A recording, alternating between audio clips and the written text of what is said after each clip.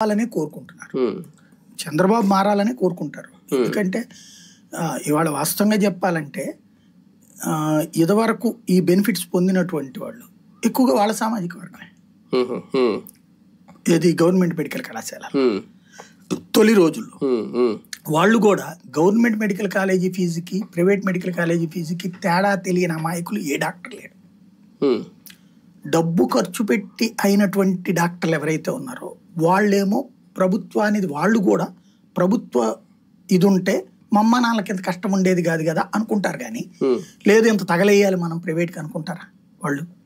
వాళ్ళైనా సరే భావితరాలు బాగుపడాలి, తమ బిడ్డలు బాగుపడాలంటే ఏ డాక్టర్ గారైనా లేదు ఇట్లా ప్రైవేట్కి ఉండాలనుకుంటారా?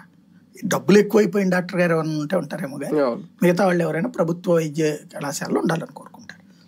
రెండవది వీళ్ళు నిన్న చూసి అంటే వీళ్ళది ఎట్లా ఉంటుందంటే అదొక ఉన్మాదపు ఆలోచన ధోరణి, విచిత్ర ఉన్మాదపు ఆలోచన ధోరణి ఉంటుంది. మా వాడు చేశాడంటే అది రైట్ అని వాదించడం కోసం 100 టాపిక్స్ తీసుకొస్తారు. ఆరోగ్యశ్రీ ఫీజు రియంబర్స్మెంట్లు కార్పొరేట్ విద్యను ఇప్పించాడు, కార్పొరేట్ వైద్యాన్ని పెంచిందే రాజశేఖర్ రెడ్డి. అట్లాంటప్పుడు ఇది పెడితే తప్పేంటి పీపీపీ అంట. ఎందుకు పెట్టాడు రాజశేఖర్ రెడ్డి కార్పొరేట్ వైద్యం? ఆయన కూడా సొల్లి కబుర్లు చెప్పచ్చు.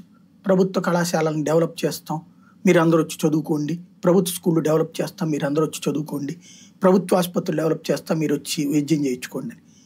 దాని మీద ఇంట్రెస్ట్ చూపించట్లేదు పబ్లిక్. గతి లేనప్పుడు ప్రభుత్వ ఆసుపత్రికి వెళ్తున్నారు, గతి లేనప్పుడు ప్రభుత్వ పాఠశాలలో ప్రభుత్వ కళాశాలలో చేరుస్తున్నారు. ఒకప్పుడు ప్రభుత్వ వాటిలోనే చేర్చేవాళ్ళు. ఎందుకని ఆ తర్వాత మాస్టర్లను పెట్టినా లెక్చరర్